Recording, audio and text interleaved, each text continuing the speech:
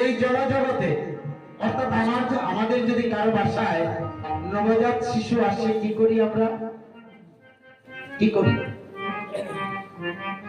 কি করি গো? সন্তান জন্ম নেওয়ার সাথে সাথে কি করি?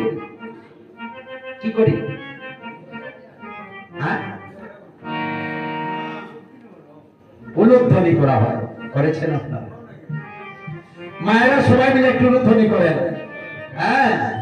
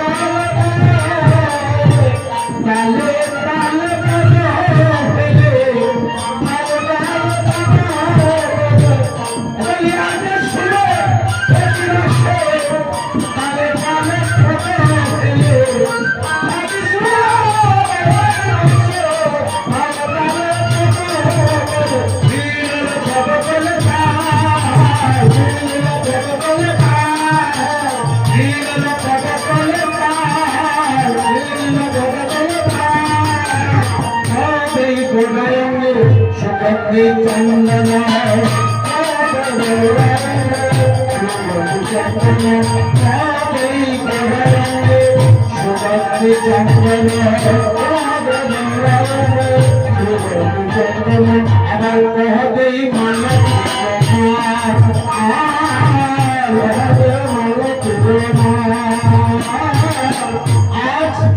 নগরবাসী ভক্তরা দলে দলে যাচ্ছে, গিয়ে গৌর হইতে কেহ চন্দন লেপন করছে, কেহ আবার মালতী ফুলের মালা পরিয়ে দিচ্ছে, কেহ শঙ্খধ্বনি করছে, কেহ উলুধ্বনি করছে, কেহ হরিধ্বনি করছে।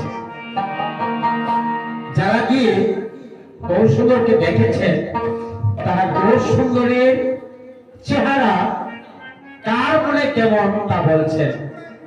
একজন বলছেন কই প্রহত করা জানকী বল্লভ। ইনি এই কথাটা যিনি বলছেন তিনি হচ্ছেন মুরারি গুপ্ত। মুরারি গুপ্ত কে? ত্রেতা যুগের হনুমান। ত্রেতা যুগের হনুমান মুরারি গুপ্ত হয়ে এসেছেন। তিনি আজ গৌর সুন্দরকে দেখে বলছেন না না কই প্রহত গোড়া, গোড়া নয়, জানকী বল্লভ। জানকী বল্লভ কে গো মা? জানকী কে? সীতাপতি রামচন্দ্র। জানকী হচ্ছেন সীতা আর জানকীর পতি হচ্ছেন রামচন্দ্র। আজ সেই হনুমান রূপী তিনি বলছেন কি যে না আজ গৌর সুন্দরকে দেখে মনে হচ্ছে সেই ত্রেতা যুগের রাম আবার এসেছে। রামের চেহারা আমরা বলি না আমাদের কারো ঘরে যখন সন্তান জন্ম নেয় তার ঠাকুমার চেহারা পেয়েছে, আরেকজন হচ্ছে না দাদুর চেহারা, আরেকজন হচ্ছে না মামার চেহারা। ঠিক তেমনি আর মুরারি গুপ্ত বলছেন না কই প্রহত করা জানকী বল্লভ। আজকে দেখতে সেই গৌর সুন্দরকে মনে হচ্ছে যে তিনি আবার সেই রামচন্দ্র প্রভু এসেছেন। আরেকজন বলছে না না না না রাম নয়, রাম নয়, শ্রী রাধার প্রিয় পাঁচবান। শ্রী রাধার প্রিয় পাঁচবান কে? কৃষ্ণ। তারপরে যিনি কৃষ্ণ ছিলেন তিনি আবার এসেছেন সেই গৌর হয়ে। শ্রী রাধার প্রিয় পাঁচবান। আবার আরেকজন বলছেন না যিনি পদ লিখেছেন তিনি বলছেন না না না আমি অনুমান করে বলি না, গৌর আমার গদাধরের প্রাণ। তাই বলছেন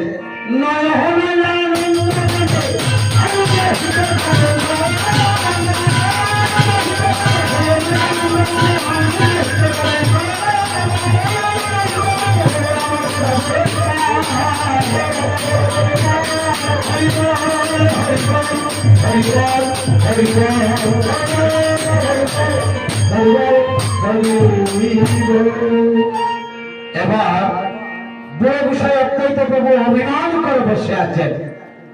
এত ডাকলাম গঙ্গা জল তুলসী দিয়ে তাকে আনলাম, সে আমার কাছে আসে না, ঘরে বসে আছে। অভিমান হবে না? তাকে এত ভালোবাসলাম, তাকে ডাকলাম, তাকে ধরাই আনলাম, সে আমার কাছে আসছে না। বুড়ো বিষয় অত্যন্ত প্রভু অভিমান করে বসে আছেন। অন্তর্যামী ভগবান স্বপ্ন দেখালেন। কেমন স্বপ্ন? রাত্র নিশাবাগে অদ্বৈতকে স্বপ্ন দেখালেন। অদ্বৈত প্রভু অভিমান করে তুমি বসো না, বসো না, আমি আগামী করলে আমার দাদা নিতাইকে নিয়ে তোমার আঙ্গিনায় আসবো, তুমি আঙ্গিনাটাকে সাজাও। আমরা বলি না ভোরবেলা রাত্র নিশাবাগে স্বপ্ন দেখেছি, স্বপ্নটা সত্যি হবে, বলে কিনা? ঠিক তেমনি আজ অদ্বৈত প্রভু তিনি গৃহিণী সীতা ঠাকুরানীকে বলছেন সীতা জানো আমি বড় একটা ভালো স্বপ্ন দেখলাম। গৌরাঙ্গ মহাপ্রভু আমাকে স্বপ্ন দেখে বলছে সে নাকি দাদা নিতাইকে নিয়ে তার ভাইকে নিয়ে আমার আঙ্গিনাতে আসছে। তুমি এক কাজ করো, ওরা তো সুন্দর, খুব সুন্দর, দুটি ভাই খুব সুন্দর, হ্যাঁ ওরা সুন্দর ভালোবাসে, তুমি আঙ্গিনাটাকে সাজিয়ে রাখো, সাজিয়ে রাখো। বাবা এই তো বিধান। স্বপ্ন দেখিয়ে বিধান দিলেন আঙ্গিনাটাকে সাজাও। সাজানো হয়েছে তো? আজ সন্ন্যাসী বাবার আশ্রম দেখে কি সুন্দর সাজানো হয়েছে। এই সাজানোটা মহাপ্রভু আমাদেরকে শিক্ষা দিয়েছেন। তাই অদ্বৈত প্রভু গৃহিণী সীতা ঠাকুরানীকে বলছেন, আলিপনা দায় গো সীতা আজকে না ভরিয়া, আলিপনা দায় গো সীতা আজকে না ভরিয়া, আজকে আমার গায়ে নাচিয়া নাচিয়া গো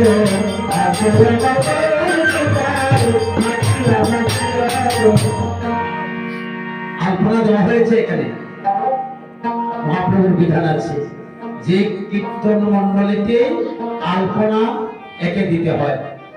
হ্যাঁ, তো অদ্বৈত গৃহিণী সীতা ঠাকুরানী সাজিয়ে রেখেছেন আর মহাজন পাশে ভাব দিলেন, একদিন বহু হাসি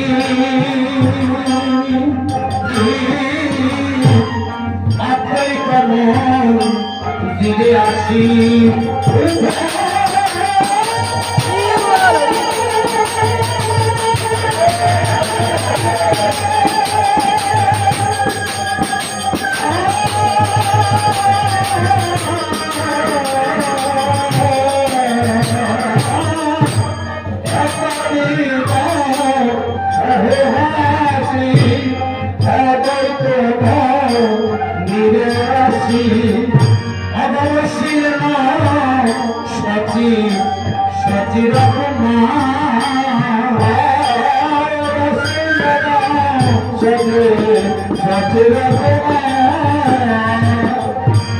নিত্যানন্দ তারি সঙ্গে অদ্বৈত শিয়ারঙ্গে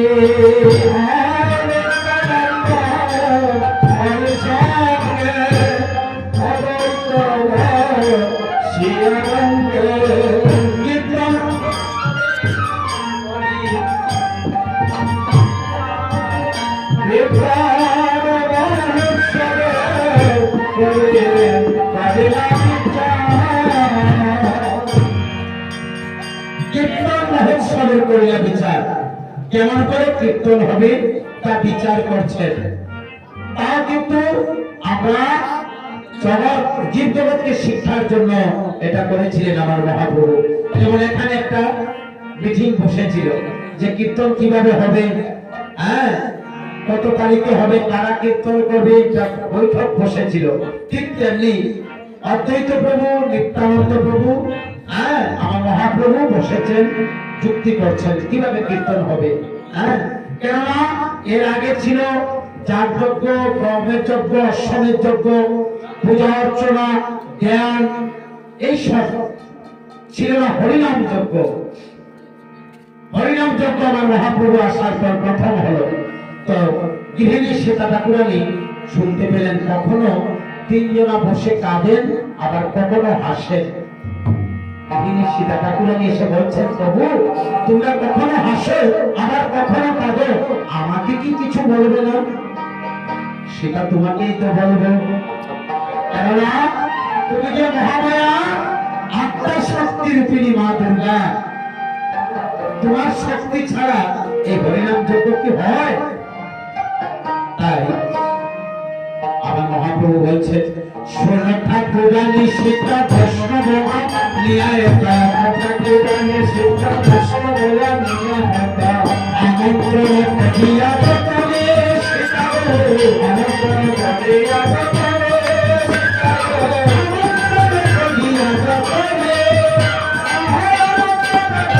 আমন্ত্রণ করিয়া বলে,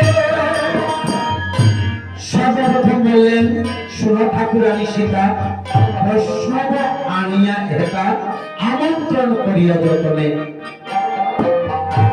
এখন সীতারানী প্রশ্ন করলেন, সীতা ঠাকুরানী, যে অহে গৌর সুন্দর, বৈষ্ণব কাকে চিনব, কে বৈষ্ণব?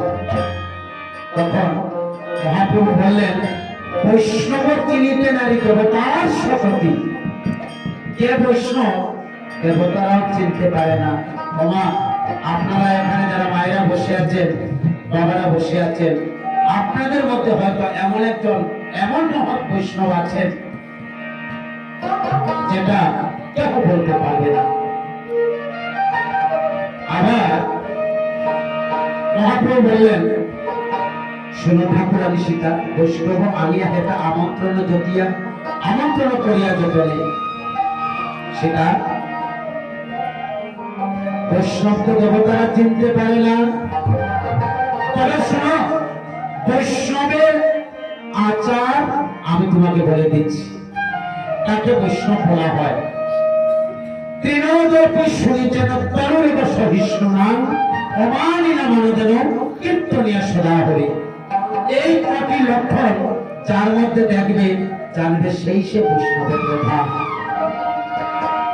এক এমন কথা, তার অর্থটা কি? তৃণোদপি, নিজেকে যে ঘাসের চেয়েও নিচু ভাবে, বৃক্ষের মতো সহিষ্ণুতা, তরুরেব সহিষ্ণু নাম, অর্থাৎ তরু হচ্ছে গাছ, গাছের মতো যার মধ্যে সহিষ্ণুতা আছে। গাছকে আমরা কেটে টুকরো টুকরো করে নিজের ব্যবহারে লাগাই, জ্বালিয়ে রান্না করি, আবার অনেক বিছানা, এই পালং, চেয়ার টেবিল অনেক কিছু তৈরি করি।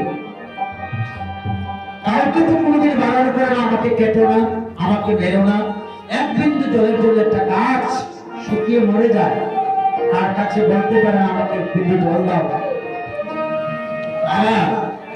ওই গাছই অক্সিজেন দিয়ে আমাদেরকে বাঁচিয়ে রাখে। বলছেন, যিনি নিজের মধ্যে বৃক্ষের মতো সহিষ্ণুতা অর্জন করেন, অমানিনা মানদেন, সম্মানীকে সম্মান দেওয়া সবাই জানে, কিন্তু যিনিকে সম্মান দেওয়ার নয় তিনিকে সম্মান দে। যিনি অমানিনী, যাকে সম্মান দেওয়ার নয় তিনিকে সম্মান দেন। অর্থাৎ ধরে নেন এখানে একজন পাগল লোক এসেছে, অনেক জায়গায় দেখা যায় পাগলকে তাড়িয়ে দেওয়া হয়, কিন্তু বলছেন না, ওই পাগলকে এনে বসাও, আগে প্রসাদ দাও, তাকে সমাদর করো। আজকাল যদি মন্ত্রী মিনিস্টার আসে, দেখবেন অমুক বাবু জিন্দাবাদ, অমুক বাবু জিন্দাবাদ সবাই বলে, কিন্তু একটা পাগল আসলে পরে তাকে কেউ সেই মর্যাদা কিন্তু দেয় না। হ্যাঁ, ধনী লোকের মর্যাদা আলাদা, যারা দীনদুঃখী, কাঙাল, দরিদ্র, আমার মতো ভিখারি, তাদের সমাদর সংসারে করো। বললেন, যিনিকে সম্মান দেওয়ার নয় তিনিকে যিনি সম্মান দেন। আর কি? কীর্তনিয়া সদাহরি, হাতে কাজ করে কিন্তু অন্তরে তার কৃষ্ণ নাম চলছে। সবজি লাগাচ্ছে, ধান লাগাচ্ছে, রান্না করছে, চাকরি করছে, ড্রাইভারি করছে, কিন্তু অন্তরে তার কৃষ্ণ নাম, কৃষ্ণ গুণগান, চিন্তা ভাবনা, জানবে সেই সে বৈষ্ণব প্রধান। আবার বলছেন, যাকে দেখতে আসে মুখে কৃষ্ণ নাম, জানবে সে সেই বৈষ্ণব প্রধান। তাই বৈষ্ণবকে দেবতারাও চিনে না, আবার অতি সহজেও চিনা যায়, এটাই গৌর হরিব। তাই বলেন, যে বাগায় যে বাজায় আমন্ত্রণ করিতায়, বাগায় যে বাগায় আমন্ত্রণ করিতায়, বিতপে তপে বলে বলে, বিতপে তপে বলে বলে, এত বলি লড়াই আকা দিয়া সভা পায়, এত বলি লড়াই আকা দিয়া সভা পায়, বৈষ্ণবকে রহে আমন্ত্রণ,